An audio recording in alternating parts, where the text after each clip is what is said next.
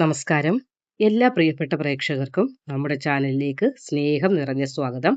നാളെ ജനുവരി മാസം 13-ാം തീയതിയാണ്, ചൊവ്വാഴ്ച ദിവസം.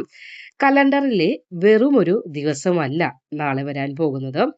ജ്യോതിഷപരമായി ചിന്തിക്കുമ്പോൾ വളരെയേറെ ശക്തമായ ചില പ്രത്യേക യോഗങ്ങൾ രൂപം കൊള്ളുന്ന ഒരു ചൊവ്വാഴ്ചയാണ് നാളത്തേത്. പലപ്പോഴും നമ്മൾ പറയാറുണ്ട്, എത്ര അങ്ങോട്ട് പ്രാർത്ഥിച്ചിട്ടും ഫലം കാണുന്നില്ല, എത്ര അധ്വാനിച്ചിട്ടും കയ്യിൽ പണം നിൽക്കുന്നില്ല എന്ന്. ഞാൻ നിങ്ങളോടൊരു കാര്യം ചോദിക്കട്ടെ. നിങ്ങളുടെ ജീവിതത്തിൽ ഇപ്പോൾ ഞാൻ ഈ പറയാൻ പോകുന്ന കാര്യങ്ങൾ സംഭവിക്കുന്നുണ്ടോ എന്നത് നിങ്ങളൊന്ന് കമന്റായി പറയുക. ഒന്ന് ശ്രദ്ധിച്ചു കേൾക്കുക. അതായത്, വീട്ടിൽ നിങ്ങൾ വെറുതെ ഇരിക്കാറുണ്ടല്ലോ, അങ്ങനെയുള്ള സമയങ്ങളിൽ പോലും നിങ്ങൾക്ക് മനസ്സിൽ ഭയങ്കരമായ അസ്വസ്ഥത അനുഭവപ്പെടാറുണ്ടോ? ഒരു കാര്യവും ചെയ്യാതെ വെറുതെ ഇരിക്കുകയാണ് എങ്കിൽ പോലും മനസ്സിൽ കാരണമില്ലാത്ത ഭയങ്ങൾ, ബുദ്ധിമുട്ടുകൾ എന്നിവ നിങ്ങൾക്ക് അനുഭവപ്പെടാറുണ്ടോ? അതേപോലെ കയ്യിൽ വരാനിരുന്ന പണം തൊട്ടടുത്ത് എത്തുമ്പോഴേക്കും വഴുതി പോകുന്ന അവസ്ഥ നിങ്ങളുടെ ജീവിതത്തിൽ ഉണ്ടായിട്ടുണ്ടോ? ഉറക്കത്തിൽ ഞെട്ടി ഉണരുകയോ അല്ലെങ്കിൽ വല്ലാത്ത കിതപ്പ് അനുഭവപ്പെടുകയോ ചെയ്യുന്നുണ്ടോ? കാരണവന്മാരുടെ, അതായത് മരിച്ചു മൺമറഞ്ഞു പോയവരുടെ ഫോട്ടോയിലോ അതേപോലെ ദൈവങ്ങളുടെ ചിത്രത്തിലോ ഒക്കെ നോക്കുമ്പോൾ എന്തോ തെറ്റ് ചെയ്തവരെ പോലെ അല്ലെങ്കിൽ എന്തോ കുറ്റബോധം പോലെയൊക്കെ നിങ്ങൾക്ക് തോന്നാറുണ്ടോ?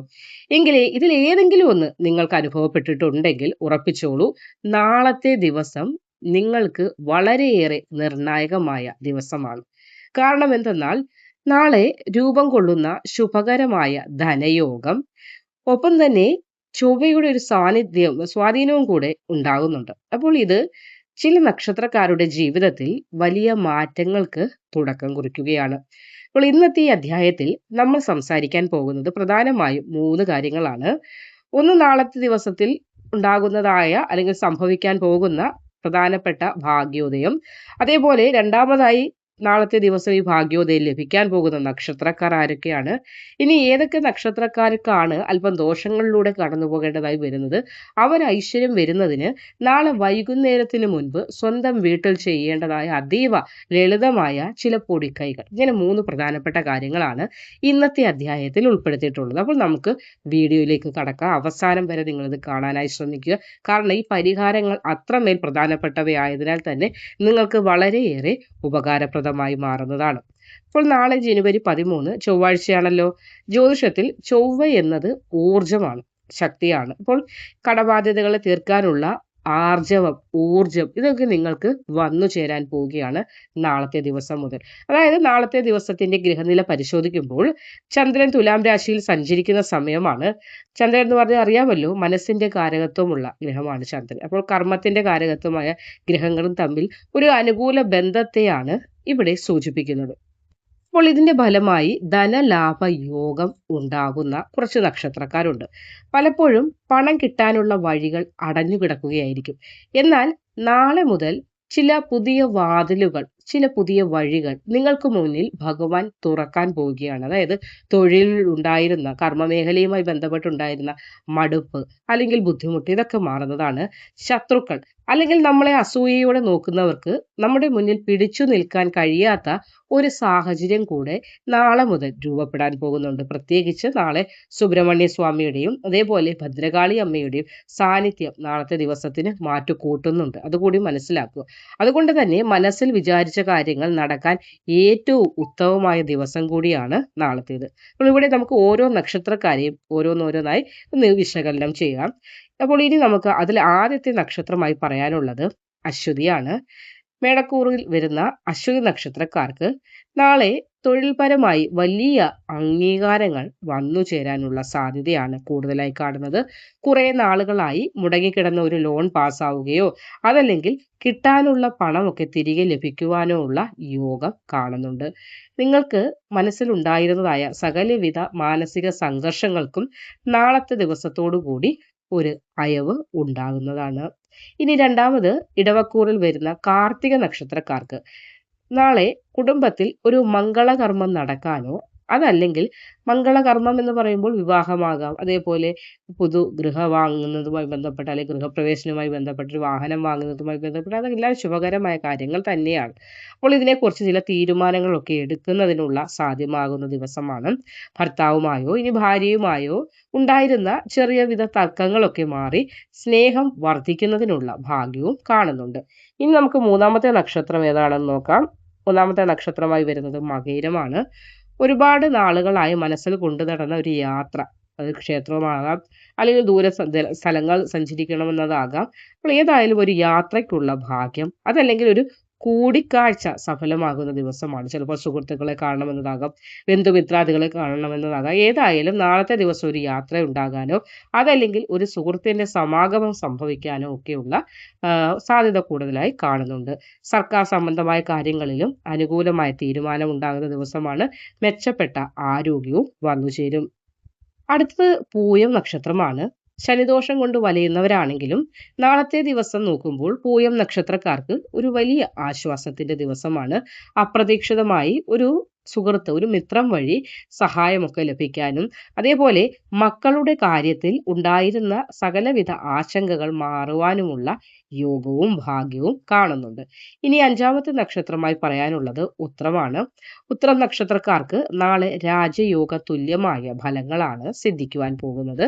ചെയ്യുന്ന ബിസിനസ്സിൽ ലാഭം കൂടുതലായി ഉണ്ടാകുന്നതാണ്. അതേപോലെ തന്നെ പുതിയ സംരംഭങ്ങൾ തുടങ്ങാൻ ആഗ്രഹിക്കുന്നവരാണെങ്കിലും നാളത്തെ ദിവസം നല്ലൊരു തുടക്കം കുറിക്കാനായി നിങ്ങൾക്ക് സാധിക്കുന്നതാണ്. ഇനി അടുത്തത് വിശാഖം നക്ഷത്രമാണ്. നാളെ ചന്ദ്രന്റെ സഞ്ചാരം വിശാഖം നക്ഷത്രക്കാർക്ക് വളരെയേറെ അനുകൂലമാണ്. അതുകൊണ്ട് മനസ്സിലെ വിഷമങ്ങൾ എല്ലാം മാറുന്നതാണ്. അതല്ലെങ്കിൽ എന്തെങ്കിലും വിഷമങ്ങളുണ്ട്, ആരോട് തുറന്നു പറയാൻ പറ്റാതെ ഇരിക്കുകയാണെങ്കിൽ പോലും നാളെ നിങ്ങൾക്ക് അതിനുള്ള മറ്റുള്ളവരോട് തുറന്നു പറയാൻ കഴിയുന്നതായ ചില സാഹചര്യങ്ങളൊക്കെ വന്നു ചേരുന്നതാണ്. അതുവഴിയും ചില സമാധാനം മനസ്സിലുണ്ടാകും. ഇനി ഭൂമി സംബന്ധമായ തർക്കങ്ങൾ എന്തെങ്കിലും ഉണ്ടെങ്കിൽ അതിൽ നിങ്ങൾക്ക് അനുകൂലമായ തീരുമാനം ലഭിക്കാനുള്ള ഭാഗ്യവും നാളത്തെ ദിവസം സംജാതമാകുന്നുണ്ട്. ഇനി അടുത്ത നക്ഷത്രമായി ഉള്ളത് തിരുവോണമാണ്. നിങ്ങൾ നാളത്തെ ദിവസം തിരുവോണ നക്ഷത്രക്കാർ എവിടെ തൊട്ടാലും അത് പൊന്നായി മാറും എന്ന് തന്നെ ഇവിടെ ഒറ്റ വാക്കിൽ പറയാൻ സാധിക്കും.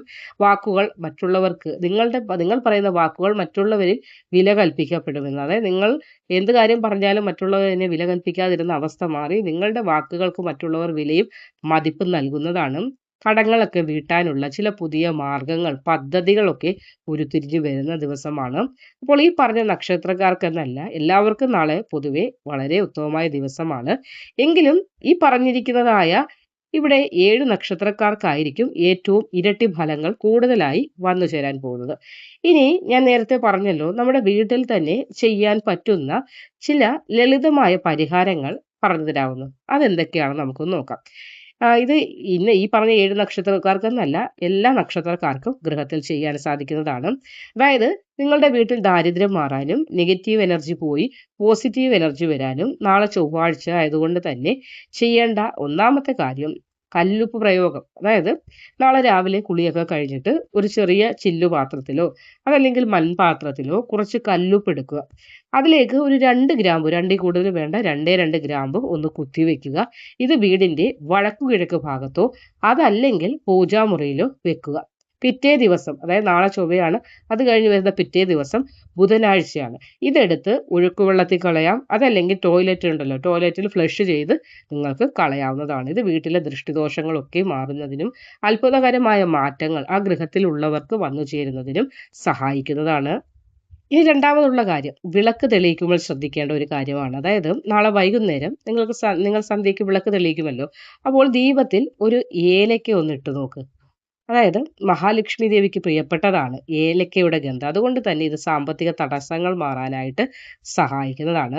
കൂടാതെ നാളെ ചൊവ്വാഴ്ച ആയതുകൊണ്ട് തന്നെ ശ്രദ്ധിക്കേണ്ട ഒരു പ്രധാന കാര്യം 5 തിരിയിട്ട വിളക്ക്, അതായത് ഭദ്രകാളിയെയോ അതേപോലെ ദുർഗാദേവിയോ മനസ്സുകൊണ്ട് പ്രാർത്ഥിച്ചതിന് ശേഷം തെളിയിക്കുകയാണെങ്കിൽ നിലവിലെ ശത്രുദോഷം മാറുന്നതിന് ഇത് വളരെ ഉത്തമമായ ഫലം ചെയ്യുന്നതാണ്.